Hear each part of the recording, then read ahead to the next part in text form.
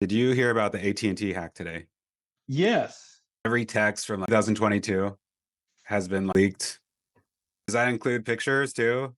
Like, Oh, people are in trouble now. it's like all the dick pics are out there now. Yeah, exactly. That should be the intro of the podcast. The dick pics are out. AT&T releases dick pics, That'll get some clicks. And to be fair, they probably did. Millions of them.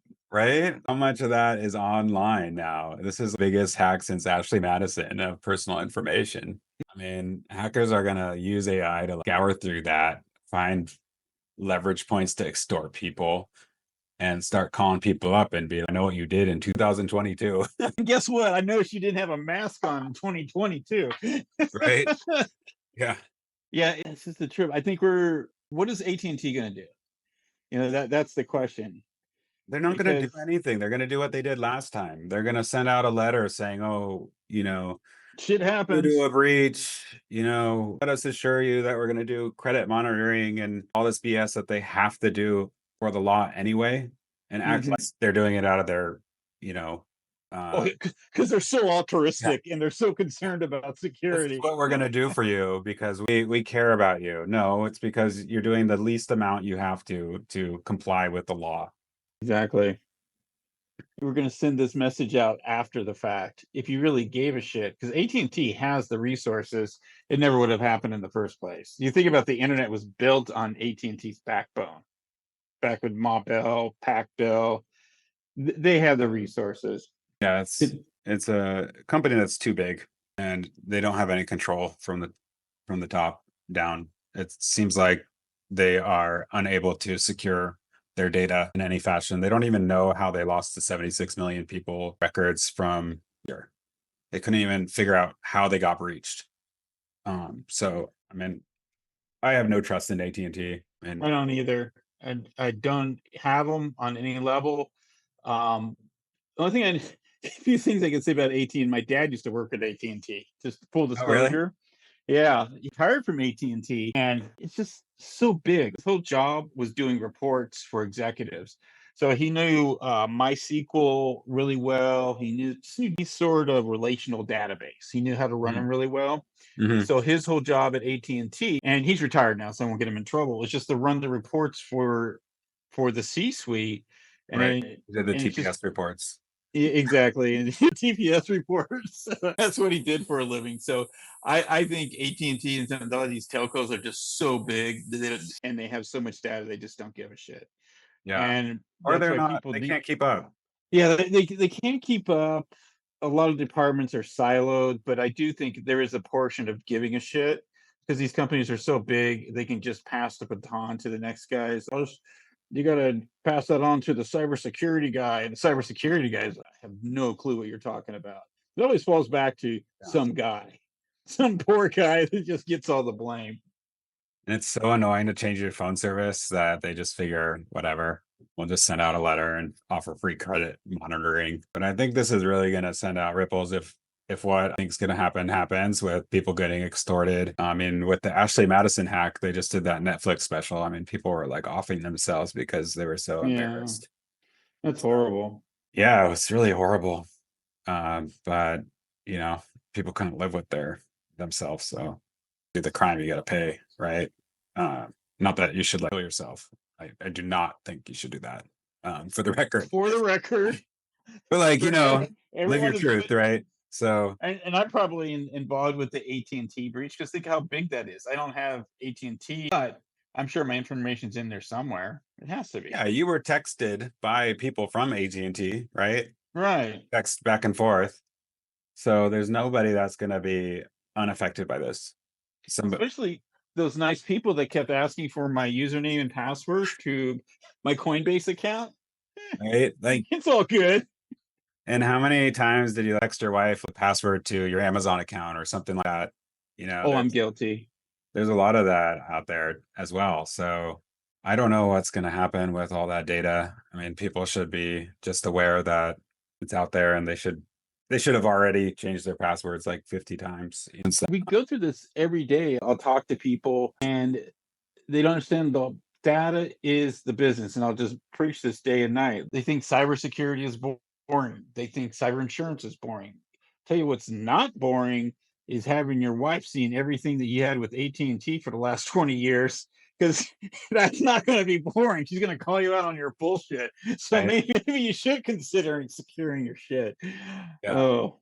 Well, think about all the celebrities and high profile people. They said they were holding on to the data because there was national security concerns of texts that were taken out of there. So there's high level government people, there's people from media, people from movies, whatever, celebrities. So it's going to have a quite the fallout, especially if these hackers make this data public.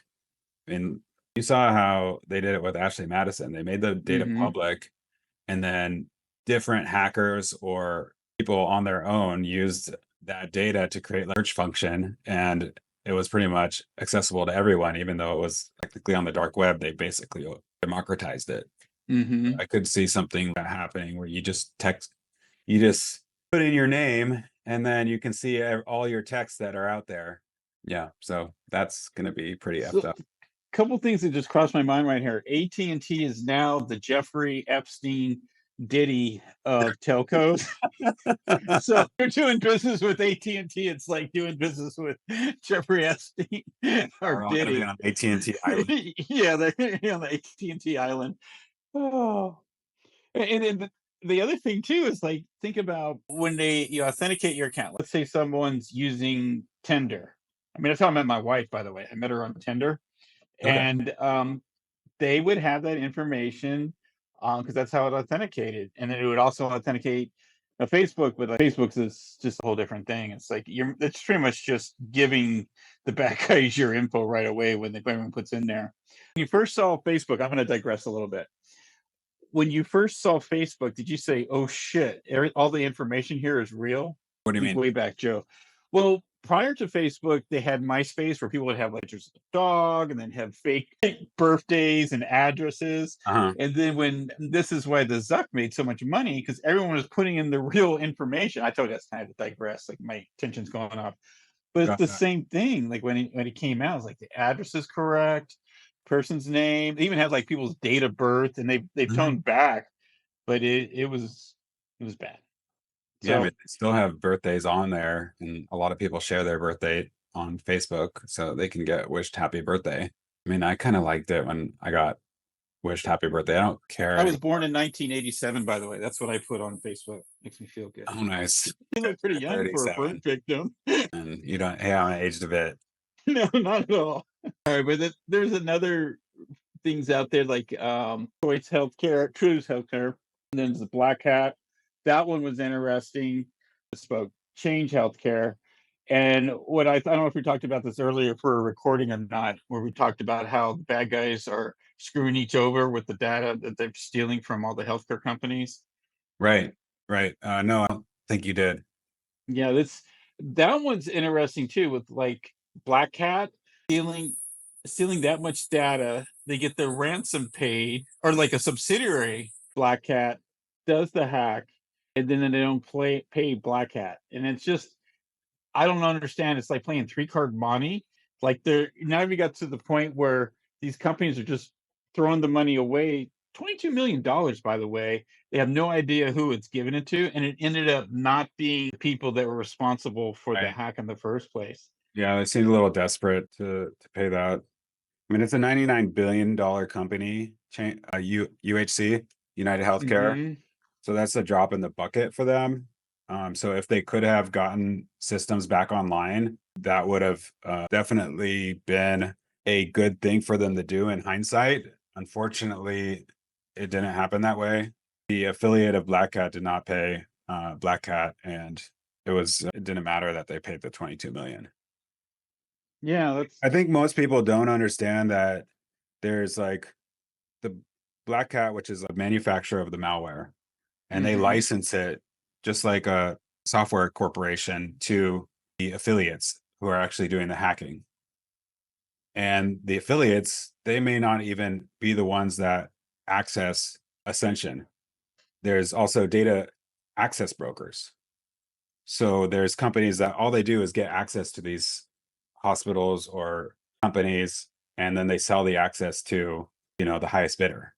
So that's why it's important to have like dark net searching for your name and for your company's name, because you could be on a message board where they're saying, hey, I've got access to X healthcare. Who wants to buy this from me? Wow. Let that sink in. Or it goes the other way.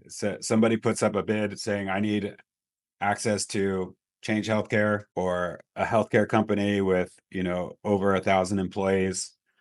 This is how much I'm willing to pay. And then people will do it to get in.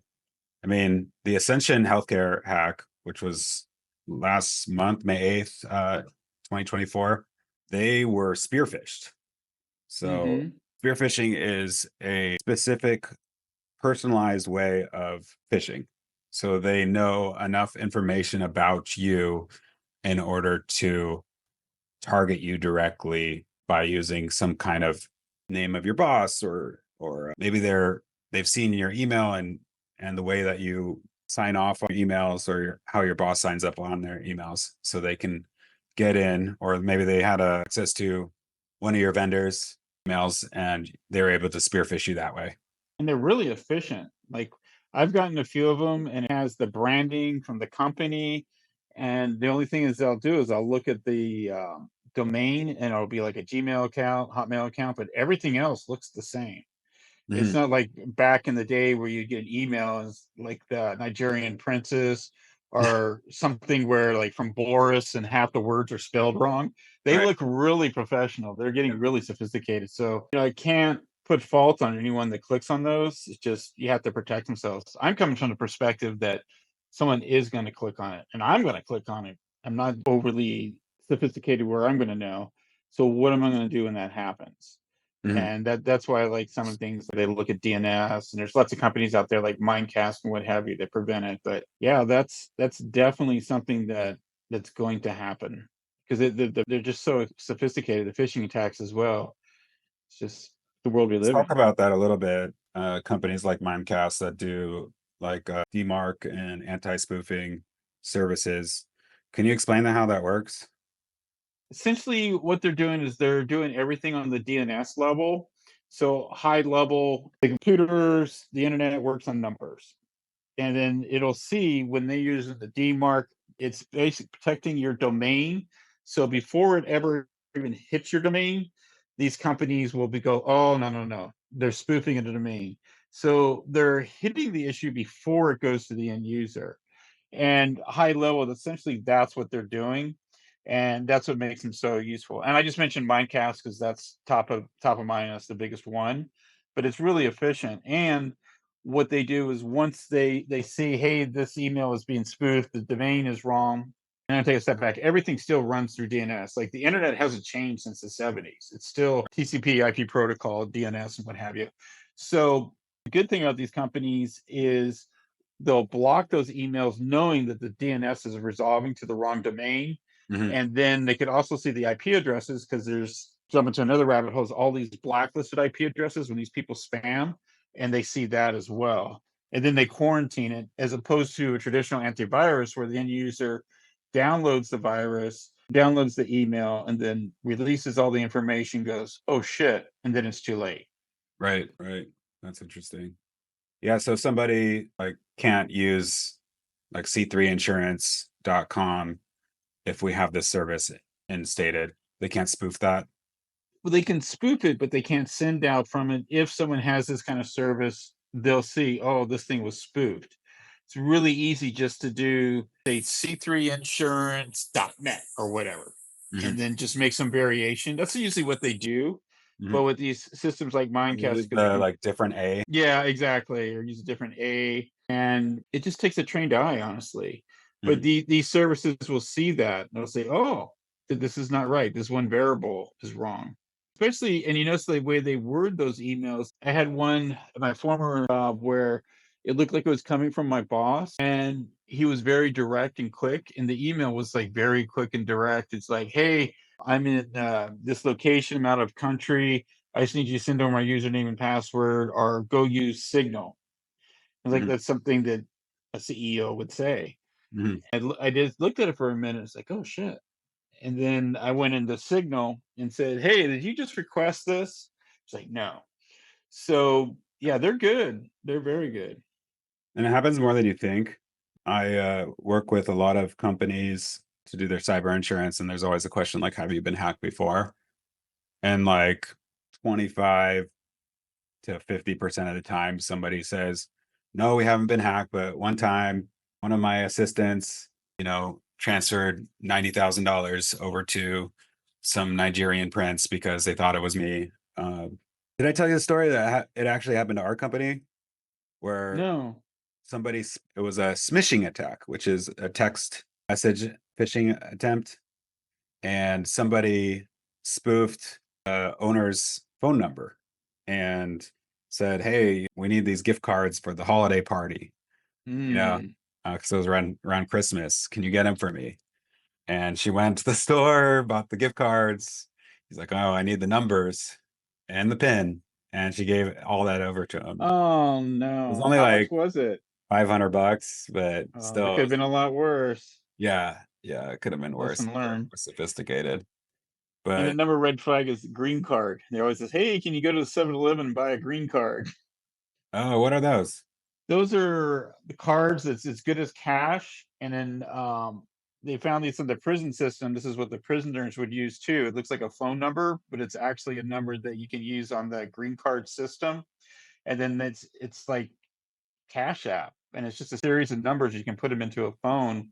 And so what the scammers were doing was they asked for the green card, and then my wife, God bless her, but she got a call supposedly from Facebook, and they were saying, "Hey, this is Mark Zuckerberg. I need you to get a green card to get access to your Facebook account." And I'm like, "Babe, that's not real. That's not real. The phone number looks like it's from Facebook." It's like, Facebook's not going to call anyone. They don't have to. Nice. And the other thing is, think about, do you think the Zuck needs your green card? No.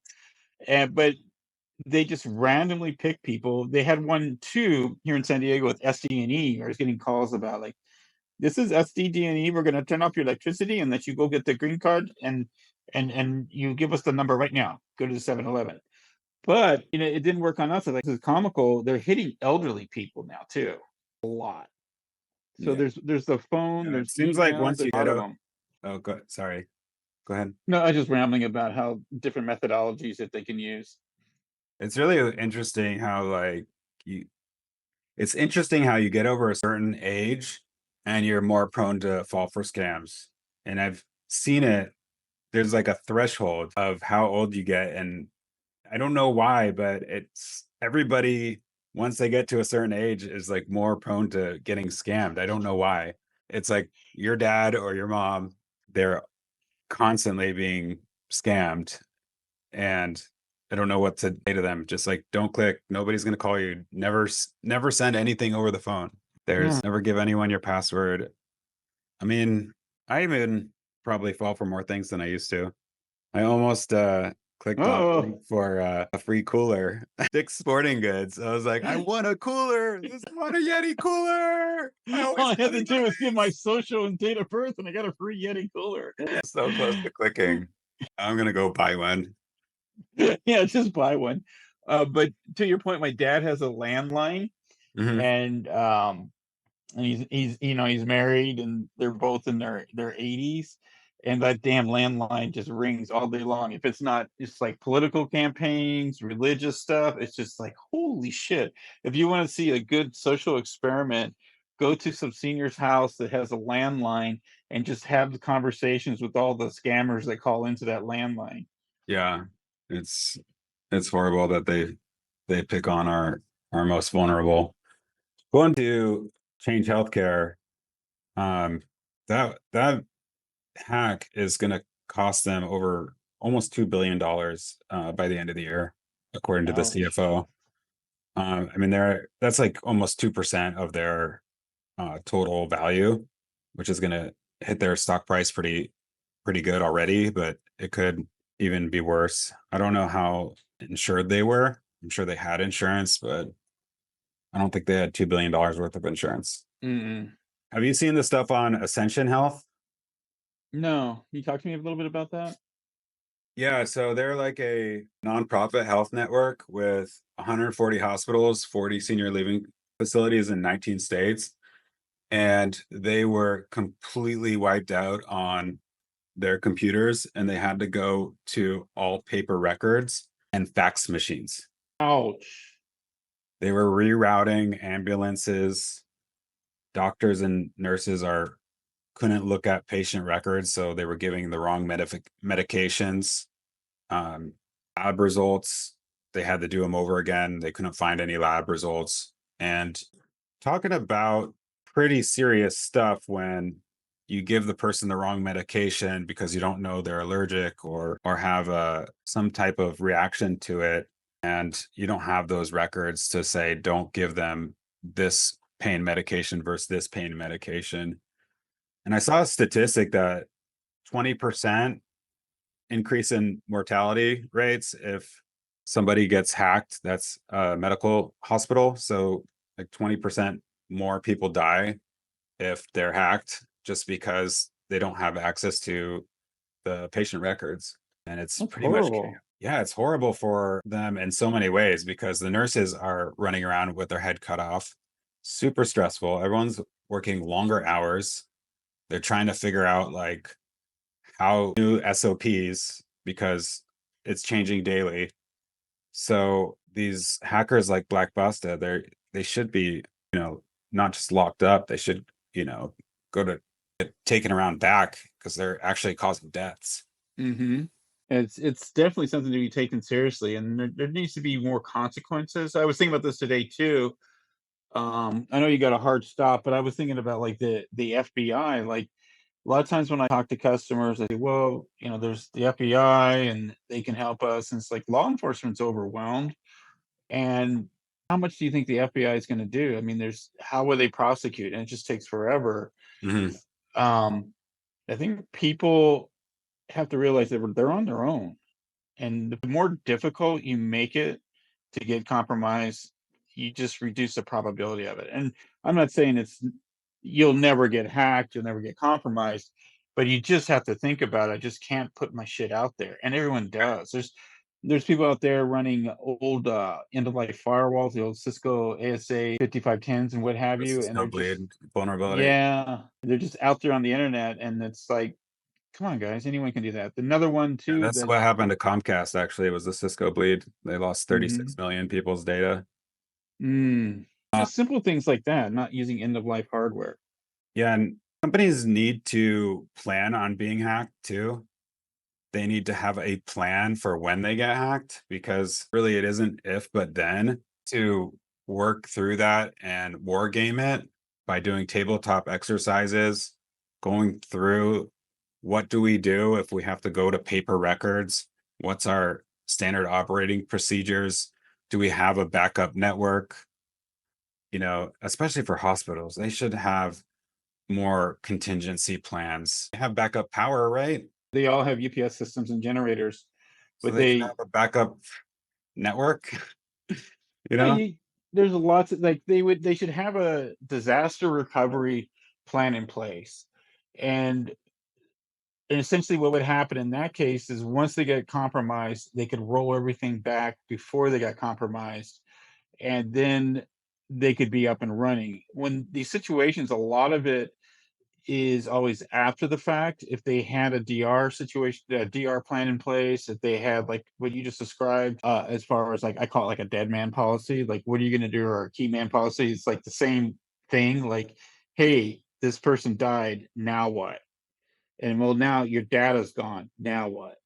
Mhm. Now you're held liable.